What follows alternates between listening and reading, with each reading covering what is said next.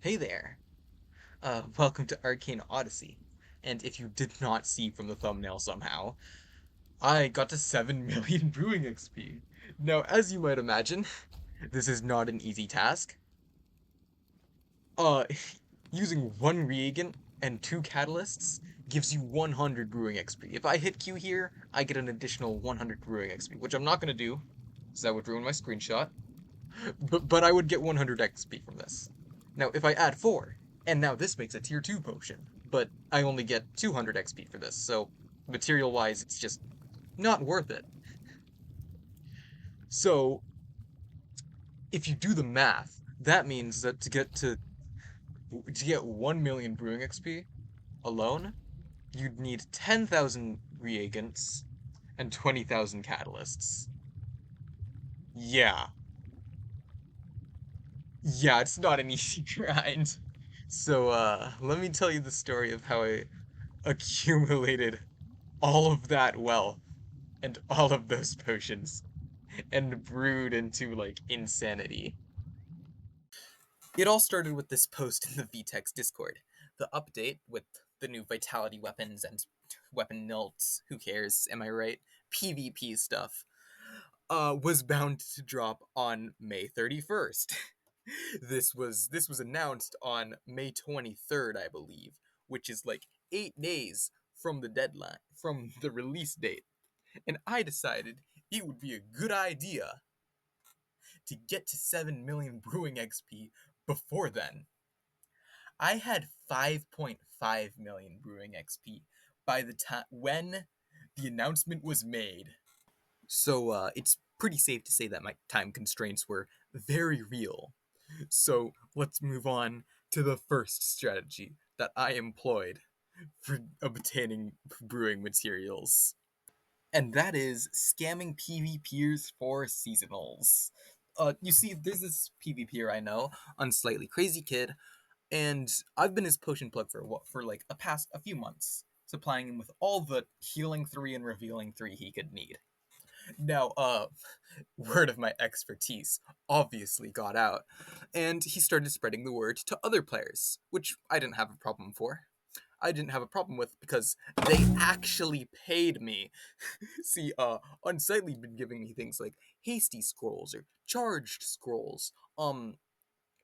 Turns out the things I'd been giving him other PvPers valued at the level of seasonals. Halloween seasonals, to be exact.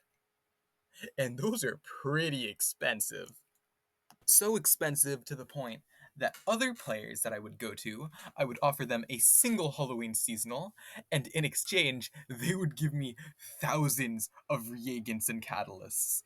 It's absurd how efficient it was. It was absurd how many reagents and catalysts I could get, like 4,000 catalysts and 2,000 reagents. I know that doesn't sound like a lot, considering I need like 5 times that just for 1 million brewing XP, but to get that at one time and instantaneously is like really good for something that takes as long as this.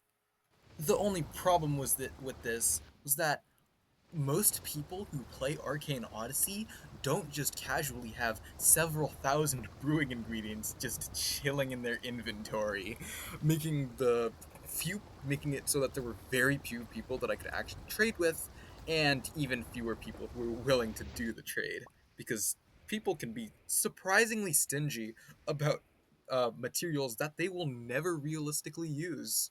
Anyways, because people are pretty inefficient, pretty there are too many variables when it comes to dealing with people. So I used this different method, which I've been using for since 4 million brewing XP actually, called merchant resetting, which I'm going to be demonstrating in the background. But basically the idea behind it is you go either to the Pelican Rift or the what's it called, Mount Orthes, with a merchant NPC on your ship. You can get these by deckhands. Just look up a tutorial on deckhands if you really want to know how to get a merchant NPC and don't know how. But basically, every time you redock your ship, the merchant NPC's shop also refreshes. Which is, fun fact, why they had to put a redock limit on a redock timer for your ships. But by sending by shipping your ship into the Dark Sea and then resetting while still on Mount Orthes, your ship will be in the Dark Sea, which if you die and your ship is in the Dark Sea, your ship will instantly despawn, allowing you to redock it, which is pretty nice because it instantly refreshes the NPC shop. And NPC shops can have really important things like sand dollars or metal scraps or life blooms or growth saps, which is how I got like the absurd amount of life blooms required to make 100 healing 3 potions and 300 revealing 3 potions. And for some reason, a funny thing about it is that they forgot to take fish bait out of the NPC shops, even though fish bait has been completely removed from the game, so you can just get it from time to time. It's a little funny. But here's some screenshots of a few particularly blessed shops that I've gotten from Peterson, my merchant NPC. Uh, they were kind of insane to cycle. I cycled these for like hours on end because even getting 80 catalysts per like reset, each reset takes like 30 half a minute or so. So this was like a good while to get. It took a while to get this. I actually used this merchant NPC or merchant resetting method to get 10,000 sand dollars and like 4,000 metal scraps. It was honestly a huge carry. It always is, and I'm glad they aren't removing it. I also, yes, I know this feels like cheating. Infinite life blooms, but I mean the mods haven't struck it yet, and I reported it to them, and they said it was cool because it quote didn't give me a competitive advantage. Um, not sure how much I agree with the competitive advantage part, but I mean like it's public knowledge. I posted this like infinite life bloom video like months ago. Surely nobody just forgot about it, right? Surely that's not why people are willing to pay so much like Halloween seasonals for healing potions, right? Oh my. Alright, so I just want to take this last portion of the video to complain about how long brewing takes. Like, I don't think you understand just how long it takes. Because if you didn't know, brewing 100,000, getting to 100,000 brewing XP, just that much, just brewing 1,000 reagents and 2,000 catalysts, takes around an hour. In the last 6 days, I spent 15 hours just straight up brewing, ignoring all side quests to the Dark Sea for ingredients to fill orders, ignoring all the time I spent merchant cycling on Mount Orthes. 15 hours alone was spent into just hitting E, E, and Q.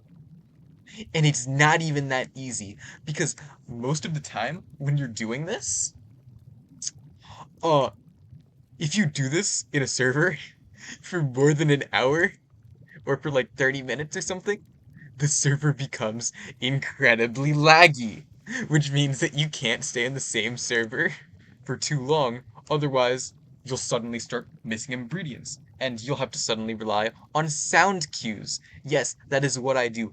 I listen to like so many shows while also listening to music, while also having Arcane Odyssey on, and just like listening for the sound cues, for like the sound of putting in the first ingredient, the sound of putting in the second, and then the sound of it actually brewing.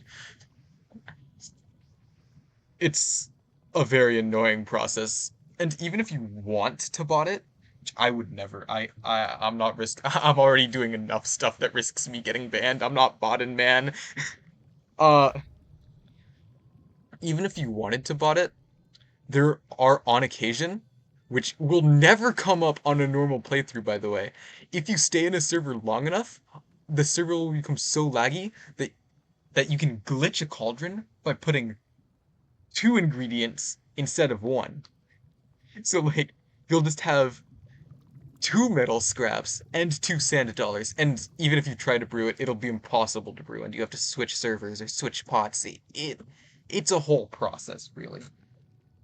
So Anyways, if you stayed this far into the video, wonderful. If you stayed this far into the video, I hope you enjoyed watching. But see ya. The update's gonna be really fun.